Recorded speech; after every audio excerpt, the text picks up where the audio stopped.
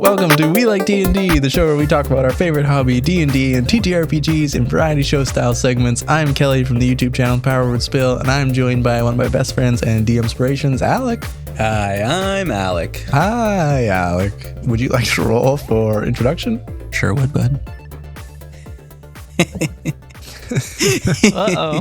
Uh-oh. It's a nat 1. Ooh. Which I think It is. I think I've delivered a couple of those on this podcast. I don't know about that. But thankfully, editor Loren has always edited them out. Yeah. Yeah, Still owe me $20, by the way. Those episodes where Alec doesn't get introduced, those were the ones that were real bad. Nat 1. So Nat 1 for this podcast. I give you my full legal name, my govy. I give you my social insurance / social security number. Yeah. And my home address. Yeah. And just the SWAT team shows up moments later. An angry Unrelated. mob. An angry mob. And I'm like, oh, are you here to talk about me foreigners? I didn't get any emails about this. That's our Alec, always looking on the bright side. Still a joke from just the Patreon. Still never fully been explained in the main feed. 12 of you get it, though. We're also joined by my long-term roommate / wife, Loren. Hi, I'm also here. Not part of the angry mob, though. Oh, good. Well, would you like to roll for introduction? What if I said no? We just I go would right just into kill the your show. mic and then me and Alec would proceed. Oh, great. You don't know any of the segments because I wrote them.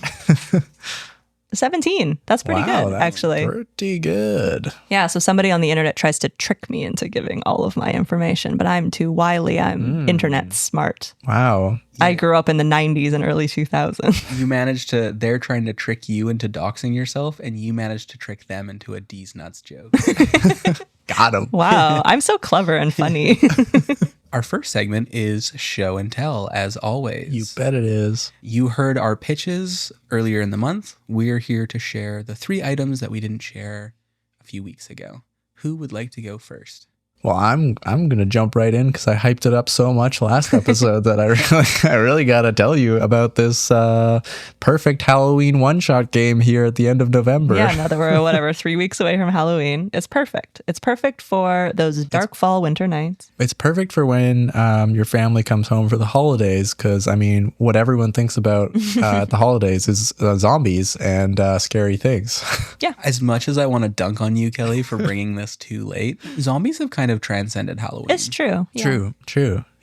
And zombie time is any time of the year. Mm-hmm. All right. So this is called Zombie World. It's a TTRPG by Magpie Games, the company that brought you Masks. Yeah. And this is a Powered by the Apocalypse card-based TTRPG, which is very cool. Tell me more. No, I'm just curious how it's both powered by the apocalypse and card-based. So instead of rolling 2d6 or something similar, usually 2d6 in PBTA, when you make a move, the type of move tells you how many cards to draw from a deck. Okay. And your stat bonuses will modify how many cards you draw. Okay. So there's a number of different decks, and when you make a move, one of the decks is full of things like Triumph, Edge, Opportunity, or Miss. So it's a totally original deck of cards. It's not like you use a playing card. No. Okay. Yeah, so cards that come with the game. Yeah. And you draw those number of cards, and then you get to pick one to use. So stats modify, you get a bigger pool to choose from. Yeah. That's very creative. Brilliant. But okay. the best mechanic that is so high stakes is there. Son of a gun. You buried the lead? Kind of. So there is something called a bite deck, which has 15 cards in it. Okay. And every time you interact with zombies, you draw from the bite deck. Ooh. And there is one bite One card. bite card, yeah. And every time you interact with zombies, you do not reshuffle the deck. Oh. So eventually Someone is going to get bit, and then you die. You just Incredible. straight up die and you cannot prevent it. Wow. So it's so intense because as the deck dwindles down, you're all just having to draw. And Yeah. you know, like if a group of you goes out and interacts with zombies, there are like group moves and stuff. So you're not you're not all drawing. But yeah, you'll just know that the bite card is coming up. Damn, what if you draw it like card 2? This is a deadly game. Yeah, so, yeah. Oh, that's that much is Yeah. obvious. So you would take up another character. Yeah. I've never said this, even though we've talked about so many TTRPG. We are absolutely playing this. I Yeah. know it, and it's a great one-shot TTRPG. And reading on Reddit and stuff, a bunch of people were saying it's one of their favorite TTRPGs to run at cons because yeah. it comes with like play mats, which are like character sheets, and the character creation process is really easy. You draw a past, present, and there's a third one, trauma. And these traumas define your character. Oh, So you like read these things that also give you abilities, but then you figure out who your character is based on that. You create an enclave together, which is like your hideout in the beginning of the game. And there are other people in the enclave, and there are cards that determine the NPC's actions and stuff like that. Okay. In the enclave, there are like scarcity. You pick scarcity resources. Right. So that will kind of define what you guys are doing Yeah. in the game Yeah. because you're looking for what's scarce. And, you know, the first part of the game is building the enclave together. Then you build characters, then you play. And it's a great one-shot TTRPG, or you can run it consecutively. But because it's so deadly, it really works as best as a one-shot game. It's very short. It's only 36 pages. oh wow. And that includes all the GM stuff, all the player stuff, and the font is pretty big, so it's really not a lot to read. Love it. Love a large font book. And they recently made the core rule book free. Oh, very Cool. cool. So do you like print out the deck in that case, I guess? Yeah, so that's the thing is I read that release and I got excited that it was a free game. It's not a free game because you don't get the cards. So they made the PDF core rules free, but you do need the cards to play the game, and those are not free. Right. But can you just buy the cards separately? No. Okay. You can either buy the physical box set, which is $30, which Yeah. comes with like 150 cards or something, all kinds of things for different locations, the player mats and the core rules. For $30, that's not bad, honestly. That's not bad. Or there's a free demo on Roll20, which has like a subset of the cards. So Okay. you can play this game for free on Roll20. Okay, got it. And like test it out, see if yeah. you vibe with it. But like, yeah, $30 for a game that you could play over and over again, like that's not bad. I Yeah. routinely pay at least half of that for a TTRPG just to read it and go, that was cool. Exactly. Yeah. And this way you can download the PDF off Drive-Thru RPG, read it for free. And I mean, if you wanted to, you could make your own cards. That's but, true, yeah. That would be Who has time labor for intensive. So yeah, just get the demo off Roll20. It's free. And then the full game on Roll20 is $15, or you can get the physical version for $30. Yeah. And the full game on Roll20, $15. You got a PDF of the cards you can print out. No, it's only in their interface, and they do specify that. Interesting. Okay. So which one of us is spending $30 on this so we don't all spend $30 on this? I'll do it. I have a cousin who, when I was growing up, kept an entire Xbox and Rock Band setup in his trunk. Amazing. And if the time was right, he'd be like, I actually have Rock Band in the car if you guys want to play it. It's a banjo And moment. oftentimes, people would be like, I absolutely want to play rock. Anyways, what I'm trying to say is You're going to put this in the trunk of your car. I'm going to put this Yeah. game in the trunk of my car. Absolutely. It's absolutely that kind of game because it is really easy to explain. If you, as the GM, perused the rules and ran it a couple times, I think it would be a really easy thing that you could bring to board game night and introduce your friends to TTRPGs. Because of the card mechanics, it has enough kind of similarities to board games. Yeah. But there's also role-playing elements, and it's very cool. And I was really intrigued by this card-based mechanic and the stakes of it all. And I hope we do play it. Very fun. That's an A+ show and tell item, Kelly. Thanks. Wouldn't it have been great if I brought this for Halloween? Yeah. You're right. So it's not an A+. It's an A. Yeah. Okay. Well, It would have been an A+ if you brought it for Halloween, but I think this is Yeah, A+. excellent. Yeah. You get a couple marks off for being a Tardy. your A assignment tardy late. slip. Yeah. Yeah. Okay. All right. Well, I'll take my tardy slip and my detention. And who's You going next? sicko. He wants to go to detention. Yeah, he does. Naughty little boy. Stop. That's what he wanted you to call him. I can go next. Yeah, please follow that because I don't know that people are going to necessarily love mine. Okay. I think it's going to be controversial. So you go next. Okay. I brought in Community Radio by Quinn Murphy. Community Radio is a dark comedy improvisational game that tells the stories of an isolated, weird community. When playing this game, you will alternate between playing out slice of life scenes as a member of the community and listening to announcements and commentary on those scenes from the local public radio host, who may or may not be completely beholden to a sinister and mysterious city council. Ooh, that's cool. So it's inspired by Welcome to Night Vale and other shows that center around radio stations. Oh. The game has like a couple of physical needs. You need a stopwatch, but thank God for smartphones. Yeah.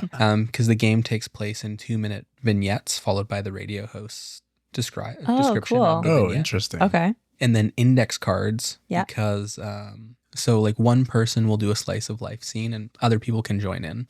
It's supposed to be like a wacky, zany world, improvisational type of thing. And then the vignette ends and the radio host, one player is the radio host, hands an index card to each player. And the players all write down a decree from the city council. Whoa. And then he has to work that decree into his or their radio broadcast. That's very fun. That kind of reminds me a little bit of like that guy on TikTok who's like a meteorologist. Oh, yeah. And he takes requests of like what song lyrics he has to work into his like broadcast. Yeah, or it'll just I've be seen like an this a artist little. or something. It's very fun. That's Yeah. fun. And then you need 3 dice and music. Wow. Okay. That's fun. I love that.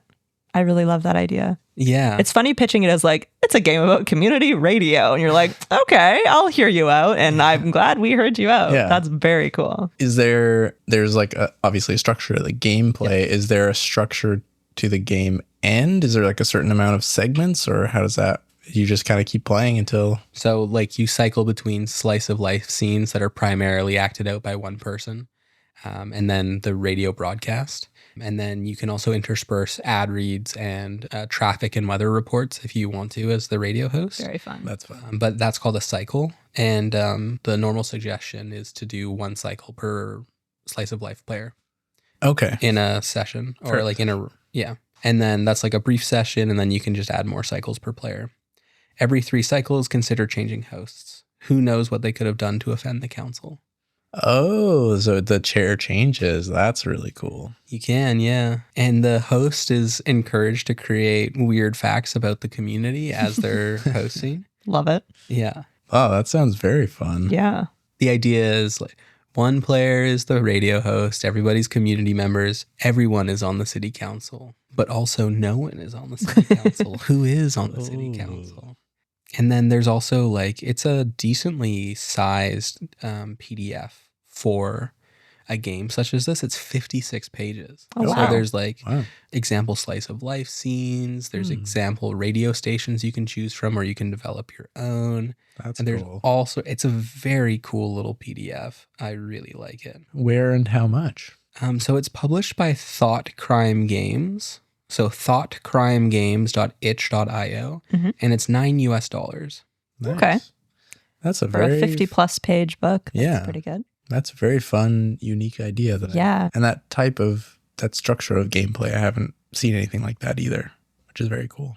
I also do love a game like this where you get to hand out little cards and Yeah. everybody gets to write. It's just, I don't know, it feels it's like nostalgic kind of. Yeah. I true. love that. So yeah, that's community radio.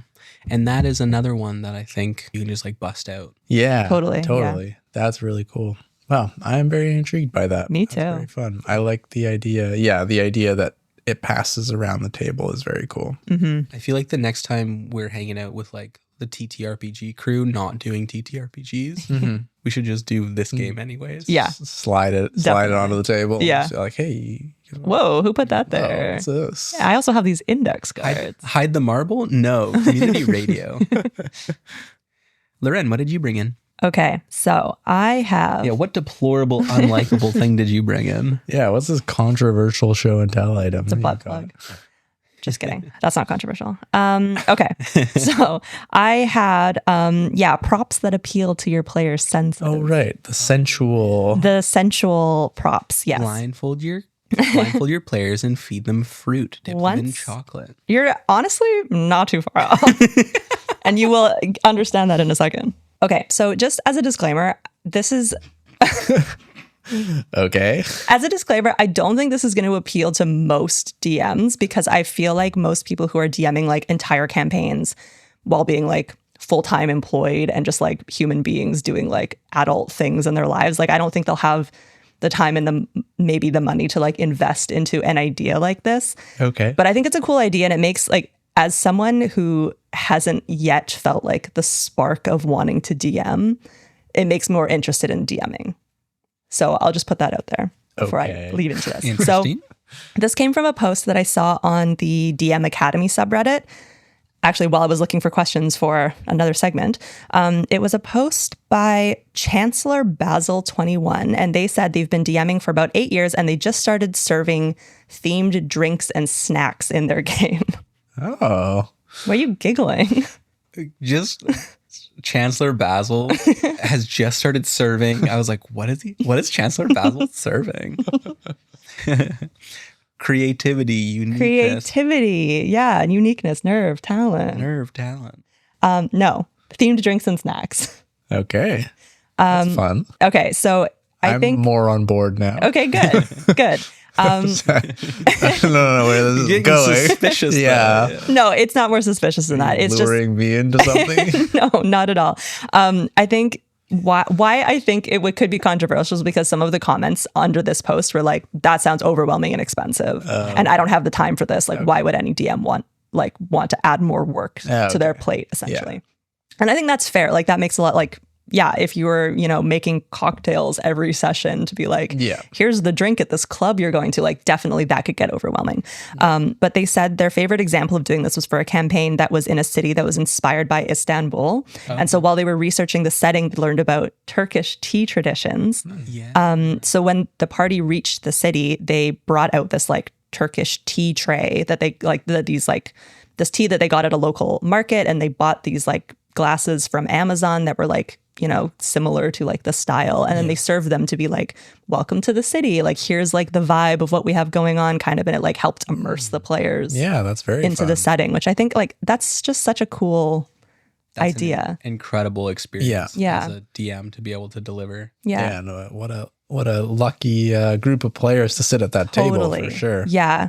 So I think cooking food for people is like one of my love languages, I feel like. So this like really speaks to my interests, I think. Like if I were ever to DM something, I think like that would be something that I would want to incorporate. Not necessarily that I would do it in practice, but like I would be super interested. I would go in with like the intentions of doing this because I think that just sounds like really fun. Yeah. And I think this is also the perfect thing that if you have a player such as yourself at your table who wanted to contribute more to the game, totally, you could recruit a player to do this. You could work with them to craft something. Ooh, somebody recruit me for this. Yeah. I love a little DM collusion. You do, yeah. And that way, the DM can prep the D&D stuff, and this person can prep this extra stuff. I can totally see how, if in any way you weren't interested in doing this, this would feel like such a burden. Totally. Yeah. Like, I have to prep for the session and I have to bake for my players. Yeah. Like, what the hell? But yeah, the person who wrote this, Chancellor Basil, said that it can just be small things. Like you could just buy like spiced wine or cider or something, or do like infused waters, or like you could even do it like, go to a local like market and just get like fruit that isn't like super common in like where you live or something. Like that could be exciting and exotic to your players or something like that. But yeah, I think like the idea of it is just like really cute. Really cool. And who doesn't love snacks at the table? Exactly. Absolutely. I think this is a really, really fun idea. I think even if you didn't do this every time, even if you just wanted to do this as a special like thing, I think your players would absolutely love that. I know that I would certainly love that. I've never witnessed a table where the players didn't love a prop. Yeah. And if the prop is like snacky food, absolutely. Yeah. You end Yeah. up in this new city, and their national dish is smiley fries, actually. If you can believe it. Yeah. Welcome to the home of McCain's Tasty Taters. Yeah, it turns out the national dish of Waterdeep is DQ ice cream cake. Hell yeah. Here you go. Fucking eat it up. That's really cool. I don't think that's I don't think the idea of that is not controversial at all. I think executing that is debatable as to whether. Well, I think if you initially explain it like, hey, DMs, I started serving snacks to my players. True. I think you should too. Yeah. Everyone would be like, whoa, whoa, whoa. Yeah. You're trying to get me What to are you, do better more than me? work. Yeah, exactly. Like, who the hell are you, CZ homemaker DM, like baking shit for your players? I can barely get through my prep as is. Yeah.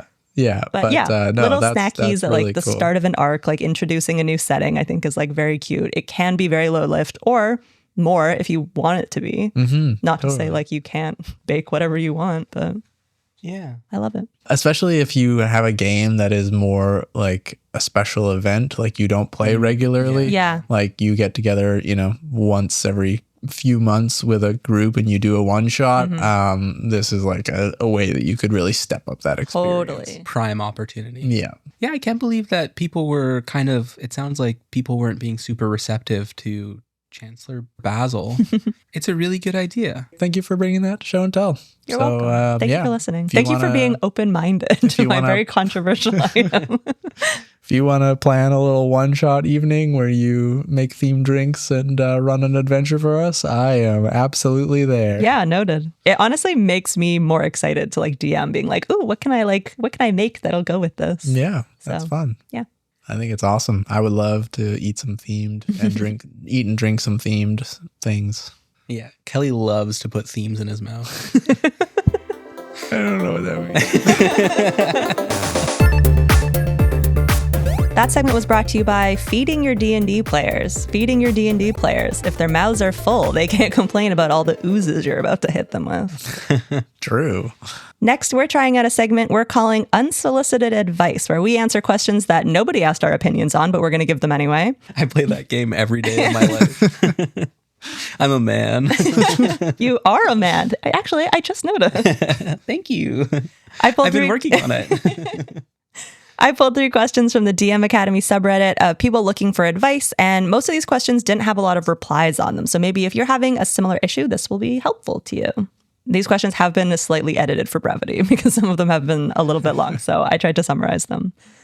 Are we ready to give some unsolicited advice? Always ready for that. Oh yeah, right. I'm sitting in the room with 2 men. I've just been reminded. Okay, so question 1 comes from Freewell98 about players changing characters. Here's what you gotta do. Yeah. Here's how Let me cut you off right there. Here's how I would intro the Absolutely first not. This is not how this podcast works. I'm in charge, and both of you have bleeding noses from this.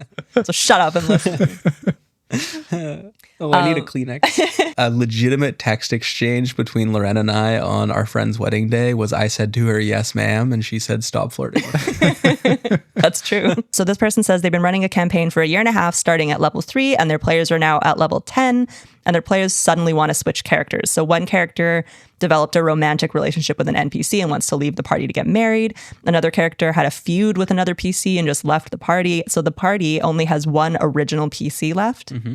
And 3 of the other players are creating new level 10 characters. So the question is this normal for long-term campaigns? And they want to know if they're doing something wrong, and if they are, how to handle the integration of new PCs when the original party is down to only 1.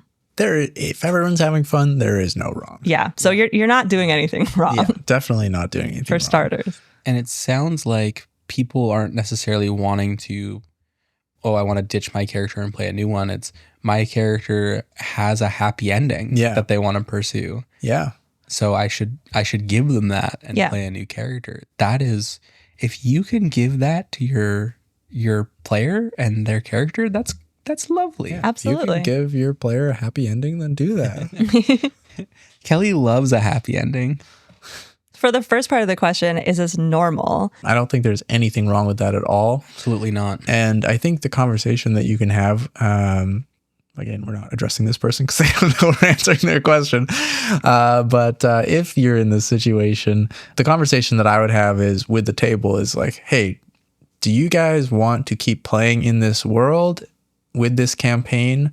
or do you want to start a new campaign? I'm happy to do either, because you really can do either.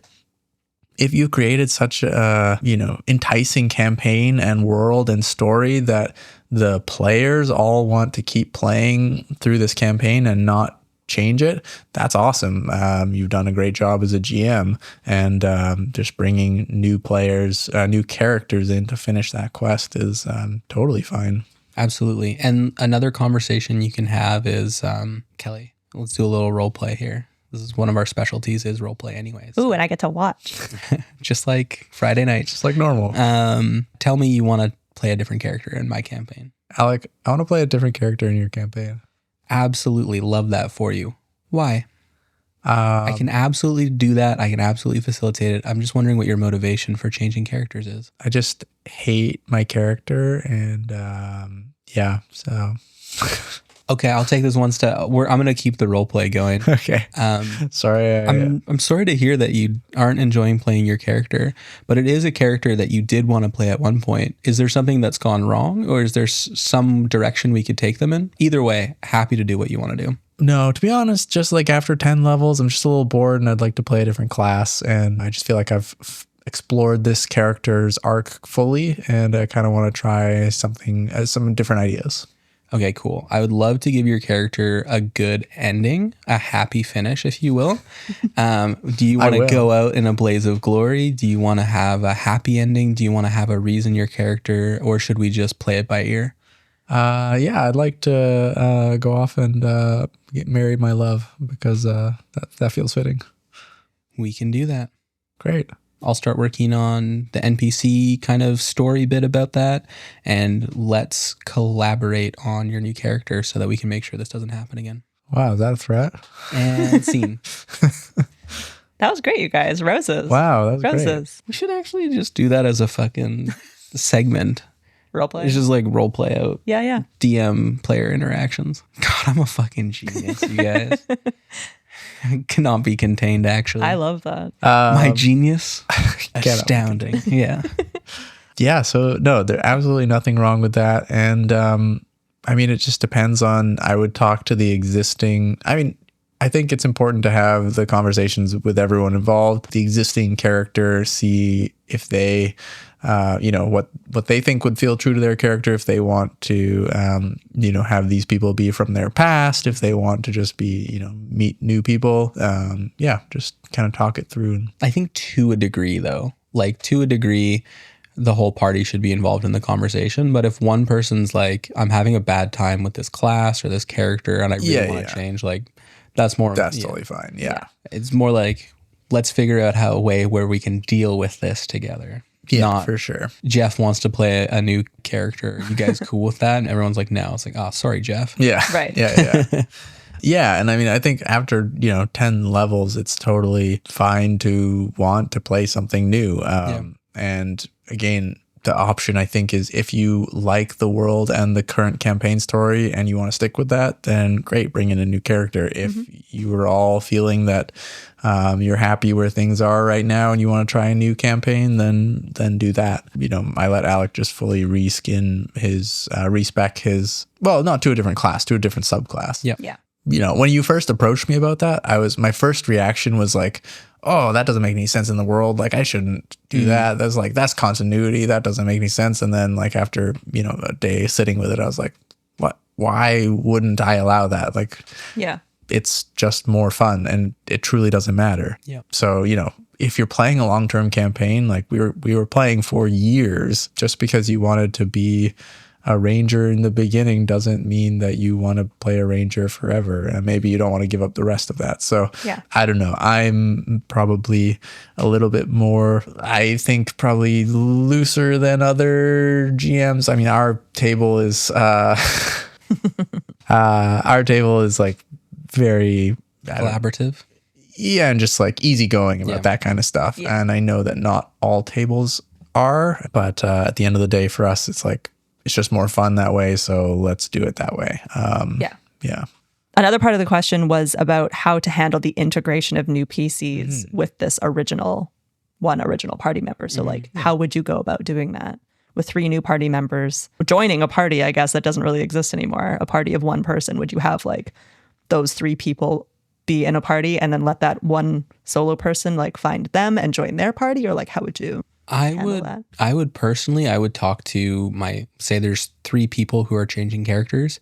I would talk to those 3 and be like, hey, listen, I would really love it if we could space these out across like 3 or 4 sessions. And that way, every session, one player can get their send off and their intro. And I would space it out. Yeah, that's a good idea. Yeah, and I think I would bring them in as separate. I think that would be my preference. That way you're like reforming a new party straight from the beginning, rather than having this character that has been consistent throughout the campaign joining this other group and like feeling left out, feeling like a weird dynamic. Totally. Because they're already kind of as a player in that dynamic. It's like 3v1 in a way, where they're like 3 other people did something different and they did the other thing. Yeah. So I think I'll just start them fresh together. Would be my preference. Yeah. But yeah, how would you feel as a player in that? Like if I was the solo? On either side of it, what would you want to happen? Well, I don't like change in anything. I hate getting a new phone because I hate relearning. I'm going to be one of those really bad like old people who's like, how do you work this? It's not like they used to make phones. Where's the porn? Yeah. They don't just have a website anymore. Anyway, unrelated. But yeah, I would probably be the type of person that would just like see a character through. Yeah. Like I probably wouldn't want to, well, not to like throw these people under the bus. Why would you want to change at level 10? That's like, you're getting good at level 10. Why, you're getting your cool stuff. Couldn't be me. Could never be me. Maybe you can answer part of that. No, you're not changing a full character, but you had ideas to change. When I wanted to change subclasses, I felt like I understood what my subclass had to. I guess I went from an evocation wizard to a blade singer wizard. Yeah. Which is like, in my mind, for subclasses, that's about as big of a change as you can get. Yeah. I think so. But I felt like I really understood an evocation. No, I was an illusion wizard. Yeah. I really understood what an illusion wizard had to offer, and it wasn't really for me. Yeah. But Blade Singer seemed like really shiny and new and like a totally different experience of the same class. And so it was like, yeah, sure, I can get more powerful illusions in 2 levels, right. But is that really what I want? Yeah, that's fair. I forgot that you were an illusion wizard. And I think there was also an element that I was inexperienced and I wasn't necessarily doing a good job of rewarding the illusions, because they can be hard, I think, as a GM to run, where it's like, it's hard to make the illusions matter, but not erase the encounter. Like, and that was no fault in the way you were deploying them, but more just like, I think the balance of doing illusions in D&D is like figuring out how to make them impact a combat appropriately for the level of resource that you're spending. Interesting. I also wouldn't be surprised if I was just like not deploying illusions very well and getting frustrated as a result of it. I don't totally remember the details, but I wouldn't be surprised if that was a part of it as well, where it was like wanting to move away from that, because I think that's it can be hit or miss playing that depending on your GM and how they adjudicate that. Which is interesting. I think between our 2 much more vast sets of experience now, I'd be happy to play a high level illusion wizard in a campaign. Not too late. Yeah. We can go back. It is too late. Kelly wants to play low level stuff. Oh yeah, you're right. Yeah. just for a change up, we'll go back to the high level stuff. That was a bit of a tangent, but so I guess anyways, to answer your question, why wouldn't someone want to? I guess maybe they're frustrated with their subclass, or just, felt like they've learned it all. Yeah. Or I guess like in Crown of Candy on Dimension 20, Allie Beardsley changed from what kind of a ranger? Was it a Beastmaster? Gloomstalker. To a Gloomstalker. They changed to a Gloomstalker. Oh, yeah. Because they went through like a very traumatic incident. Right. So they became a Gloomstalker. Character. And so like thematically, I think that worked. Yeah. For their vibe. Yeah. They're a war guy now. Yeah. Yeah. So anyways, how would you want this transition handled as a player if you were the last remaining? I think like Alex said, like probably spacing them out, though I think I still would feel sad about it. Again, I don't like change. So if all of a sudden all of my party members like left and right were just like, well, see ya, oh, see ya, I would probably feel sad about that. But I mean, as a player that is not, I guess, planning to change characters, like if I'm like, still enjoying my character and I'm not looking to make any changes, I mean, there's not a ton you can do about it, right? Like, because I want everybody else at the table to be having a good time. If they're not having a good time with their characters, it's not going to be a fun game. Right. So you want them to be making whatever changes they need to make in order to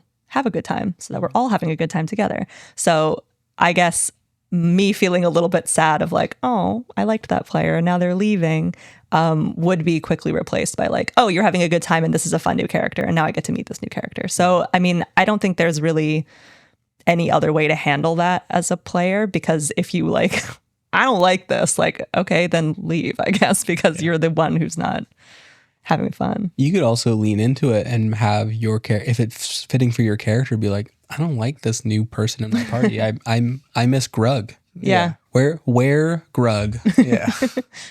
Me miss Grug. Yeah. And that could be like a fun moment of tension between two characters. That turns into lovers. Yeah.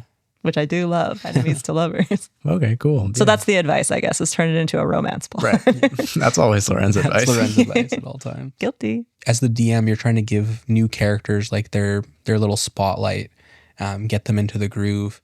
You could talk to that player who's playing the only original party member and be like, hey, do you want to have a little arc where I like, bring up very similar situations that you were in with your old party, and when the new characters react differently, like that's like a moment of feeling of loss or grief from your character. That's interesting. Like that sort of thing. Yeah, I'm so glad you said that, because that actually leads us perfectly into our second question. Ooh. So we're going into question number 2 by, I don't know how to say this name, S. Gruenby. S. Gruenby. All right. About featuring PCs in sessions. And they said, I'm wondering if fellow DMs ever just tell their players that the next session will be very focused on or will have a big hook for their character. I have a player who wants to switch characters, and I'd like to spotlight his character a bit to give some narrative closure to the PC. I'd like to make sure the player gets the opportunity and takes the hook, but I don't know if telling him will spoil or dull the fun. I mean, it depends on your player and what they like to do, but yeah, I think that it's a great idea to talk to your players about that sort of thing. You don't have to go into specifics, but just be like, hey, just be ready to say yes and this session, because I've got some big stuff in the pipe for your character. Yeah. I'm actually going to jump in early on this one, because I would hate to be surprised with that. If I came into a session and all of a sudden the DM was like, so like whatever my character's name is, like, tell me about, like, I don't know, whatever, like your big departure, like what's next for you, like whatever. And everybody's like looking at me and I'm like, should I have prepared something? Right. I would be furious. We actually know this about you. Yeah, I think, like Alex said, it's fun to surprise some details, but, you can give them a heads up that there's like the gist of what's coming, and then let them be surprised by the details of it.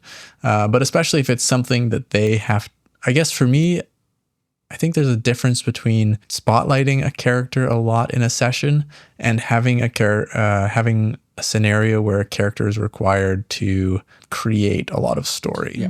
Yep. So it's like, if next session, your estranged mother is going to show up and there's going to be like a whole scene there. That's kind of different. I would tend to surprise a player with that, even though it's going to be spotlight heavy, versus like, hey, you're in this question, hey, your character's leaving, what are they what are they doing for the rest of their life, where it's like the player has to generate a lot of story. So that's, for me, is the differentiator between whether or not you go into specifics with them. Or tell them at all, like, really, if in this example the character's estranged mother is showing up next session, I don't even know. I think I might want to just surprise the player with that. I think it has to depend on the player. Yeah. Or just like have it in a situation. I don't know. I like surprising players with things, and but maybe you guys can answer this more, but if there's opportunity to choose how much you want to engage with it at the moment, maybe that's okay. Like, the mother shows up and there's like a quick interaction, and if you want to engage more, you can do that. Or she's like, I'm back, see ya, I'll be around. Then you can, like, as a player, collect yourself and go back to it. I don't know, how do you feel about that? Yeah, no, I agree with you. I think, like, the difference, like you said, is having to generate stuff on the spot, I think, versus like reacting to something, which are very separate in my head. Like, I think this also, no, it didn't really happen in one of our stories, but like one of the games that we were playing, my character had like a lot of siblings and like family members that were all kind of spread out. And I think one of my sisters like appeared in like the place that we were going to or something. Right. And that wasn't anything like, I just had to react to that and then interact with her. But it wasn't like a surprise, like, oh, Loren, like, tell us all, like, everything about your sister, like whatever. Like, I didn't have to like come up with a bunch of things. It was like something that I had already talked about with the GM, like when we were starting the campaign. Like, I had written out all these notes on like people, and so it was kind of just like reacting to someone. But yeah, I think it's different, like having a hook to something versus like having to just come up with a story, something on your own. Yeah, I think it's this is a matter of interpreting the question for me, because I think where we've gotten to in the conversation is away from my interpretation of the question, which is like, do you let your players know if the next arc or so is going to require like heavy narrative lifting from your character, even if it's not like I have to come up with my character's ending or something like that. But like spotlighting a character, I think is, in my mind, it's different from your character's estranged mother comes up and you can engage if you want to, right? It's like the next kind of mini adventure I want to run is Kelly's character's faction needs Kelly to go get a MacGuffin. And it's like, well, Kelly, you have to be the narrative driver for why the party does that. I'm going to let you know to be ready to do stuff like that. And then depending on the level of detail you're giving to your player, you can use it as an opportunity to do collaborative world building as well. We're building out your faction for this. Let's figure out these NPCs or something like that. You know what I mean? Yeah. And for that, definitely I would want a heads up. Yeah. And I guess because I like the 1 to 20 campaign that I ran for you guys, like the pieces of the MacGuffin were hidden in each of your hometowns, and it was like fate that brought you together. But so I guess there was a heads up there where it was like, we're going to your hometown next. But depending on like the players in our group have differing levels of how much they want to engage narratively. Like massively different. Like there's a wide spectrum. You could even say both ends of the spectrum. Both ends of the spectrum for sure. Some players in our group love just to, mostly interact mechanically, and some it's like couldn't care less about the mechanics and all narrative. Yeah. And so depending on whose backstory we were going to be engaging with, I guess you're right. In those situations, I did say like, hey, we're going here next. Is there anyone important that you feel from your backstory? And then based on the amount of response they gave me, I took liberties and made up and just said like, the only thing I cleared was like, essentially, is this character from your backstory in the end good or evil? Like, do you want them to be good or evil? And otherwise, like I just took liberties. And in that arc, even though it was based on the player's backstory, those players still even mostly took a back seat. Like the narrative role play driving was done by other people in the group because that's what they would prefer. Yeah. So I guess my point about bringing all of this up is it depends on the player for how much narrative load they want to carry. And even if you warn some players, they may not want to do anything at all. And like, that's totally fine. You kind of have to meet them where they're at. Yeah. Totally. So I guess short answer is probably give them a heads up and then let them kind of lead on how much they want to be involved. Yeah. And especially if it's inventing anything with their backstory or their epilogue or anything like that. Yeah. I guess I would give them a heads up then. Great. Okay. Question 3 is not related to that at all. Okay. Question 3 comes from Mecha Ninja 2222 about running 2 simultaneous combats. So they're running a game for a party of level 7 characters who just made assassination attempts on 2 different political figures at a ball, and now the party is split up into 3 groups. So there's 2 PCs in combat with a succubus and 2 campions? Is that how you say it? Cambions? I don't know. There's 1 PC, a wizard, in combat with 3 other wizards, and then 2 PCs are just at the ball, not in combat at all. And none of them know what the others are doing. So the question is, how do you run 2 simultaneous combats with a split party? Because they're in the same location, I would probably just throw everyone into one big initiative. If they were in separate locations, I would potentially do well, that's the thing. There's always magic. I guess where I was going with that is if there was no opportunity for them to interact with each other, you could do a fun separate session. But just knowing that the possibility that someone's going to cast Sending or something like that, I would just throw everyone into one big initiative and just highlight your monsters and players in different colors to denote who's in which location. But that's how I would do it. Yeah, but you could still have it so that you're running each combat for only the people who are, a couple of times when DMing, especially over Discord, I got really, really into if your characters aren't in the same room, you don't get to hear what I'm DMing for the other character. Yeah. And you could keep running. You could run it that way if you want. Yeah. And you could even do it separate until such a time as somebody says, I cast Sending. And it's well, that's where we'll end then. Yeah. Even though it's only been 8 minutes. Let's go grab a salad. Yeah. I loved when you did that. I am curious if it would be too boring for a whole combat because I know that when people got pulled out, even in the short times, it was enough that conversation drifted to non-D&D things. And I wonder if every time the rooms were not actively in D&D, the GM wasn't there, if people would just drift.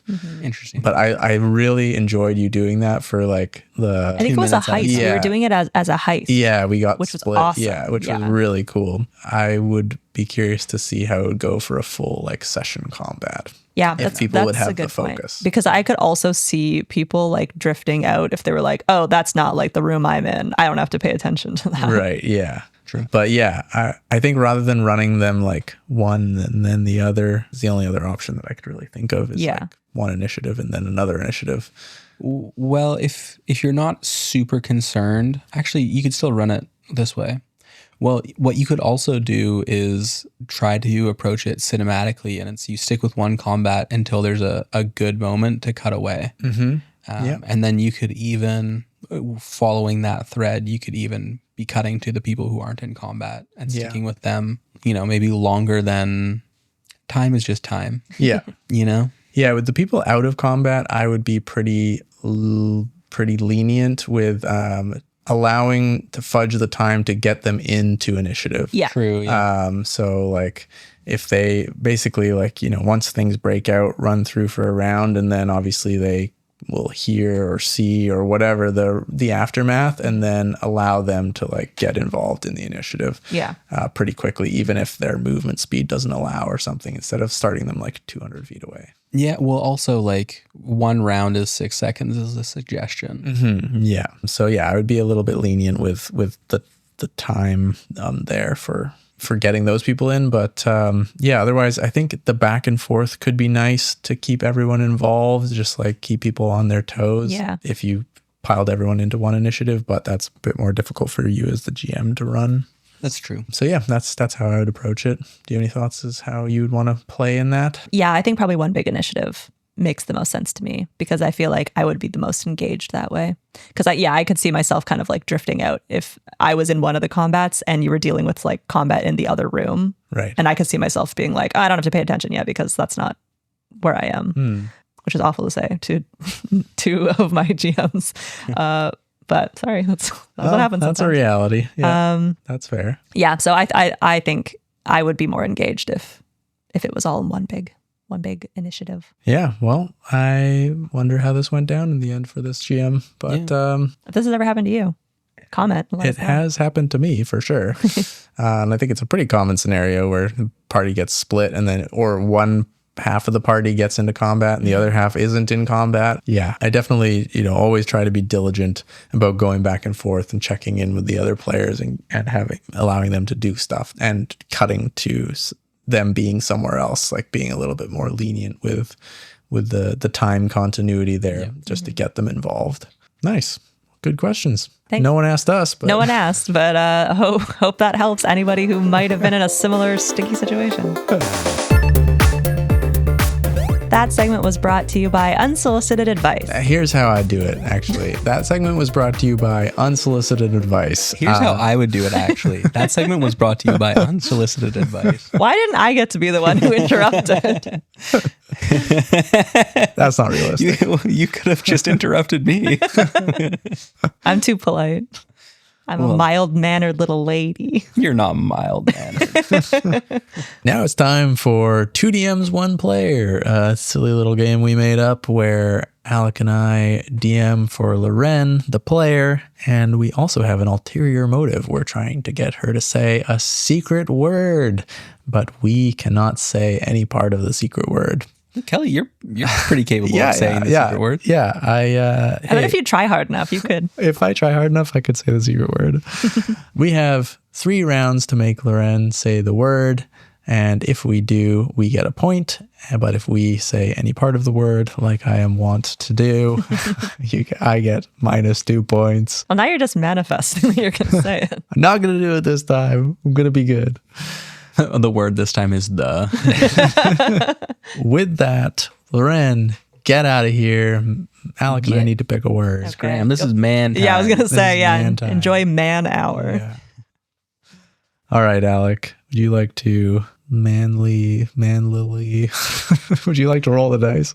I sure would. Masculinely roll the dice? That's a 5.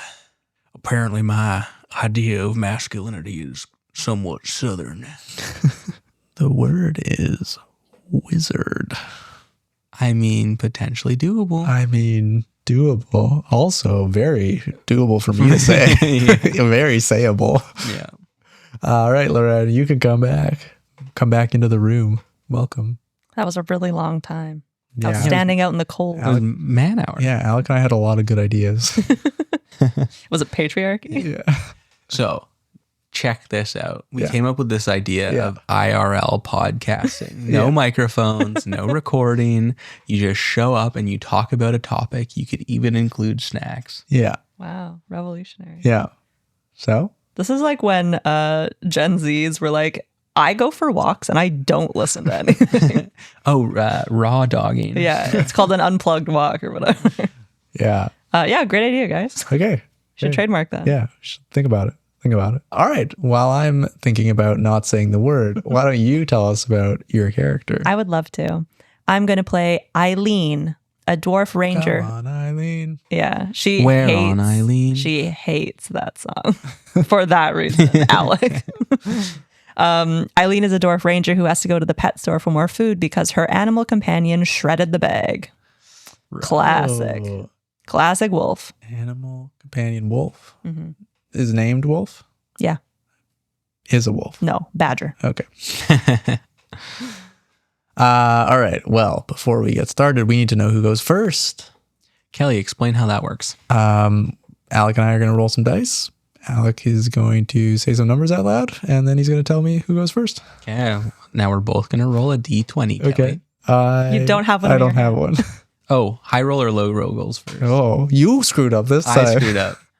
High roll goes first. Roll again. This is the 5th time I've rolled a 5 on this die tonight. Wow. I rolled a 9. Ooh, You go first. Okay. I forgot what you'd said. as you are wont to do. As I want to do. All right, 60 seconds on the clock. 60 seconds on the clock. Here we go. 3, 2, 1, go me. Eileen, Wolf has shredded something in your house.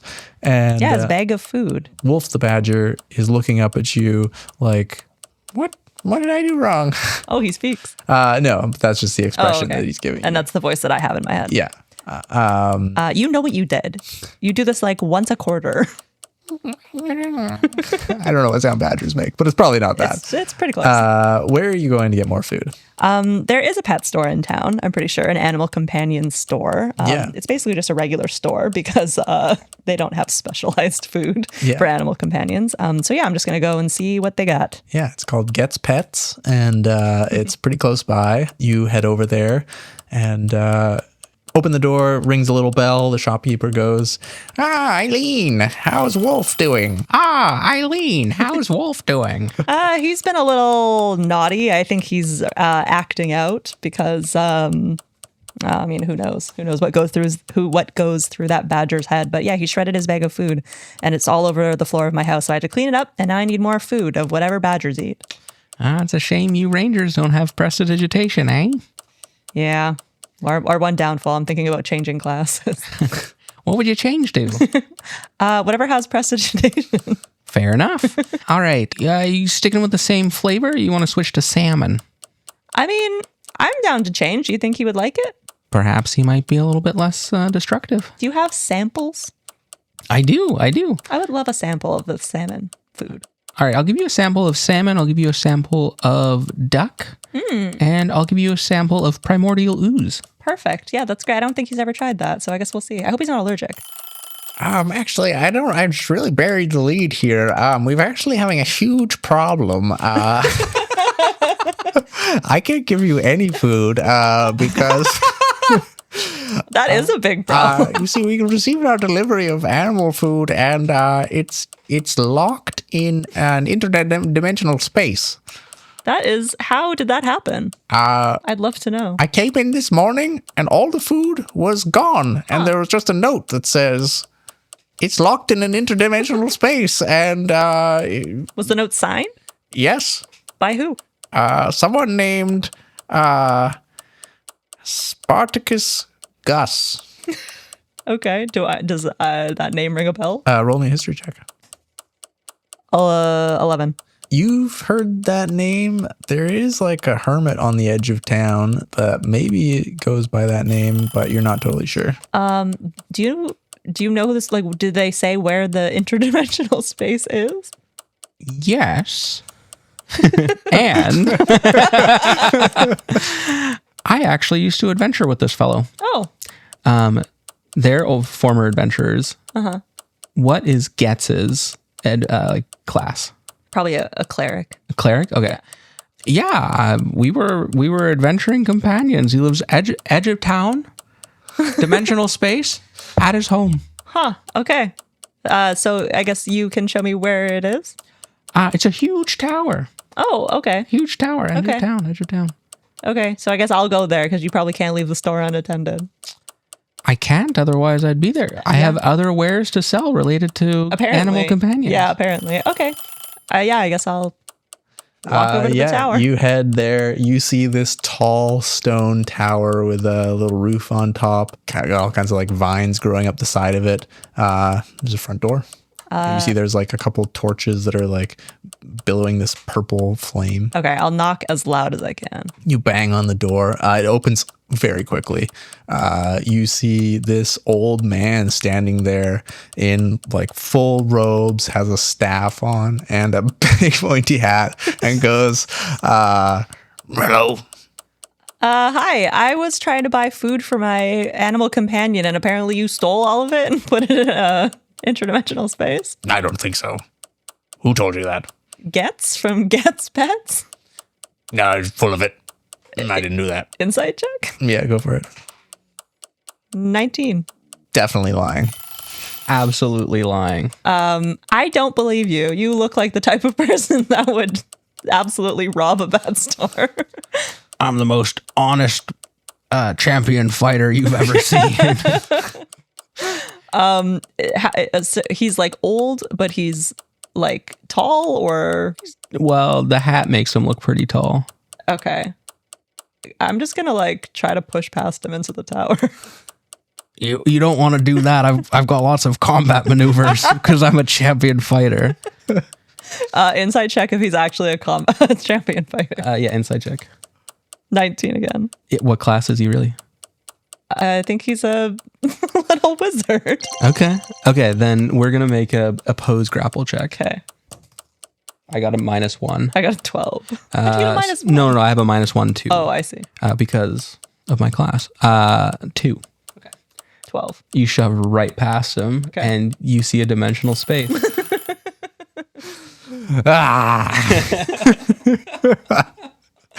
Wizard? Was it wizard? Yeah, it was wizard. Yeah. What class is this person? What class is that person? What class is he really? He says he's a champion fighter. What class is he really? I thought it would be fun if you showed up there because you said he was a cleric. And then, I know. I think I said Getz was a cleric. oh, I see. Okay. Because I thought you would show up at the hermit's house and be like, "You're not a cleric. You're clearly not a cleric." I had the exact same thought as you, hence the champion fighter. Yeah. All right. Well, very good. That one was close. 1-0, and you all just squeaked it out at the end there with 10 seconds left. That's my goal when I go second.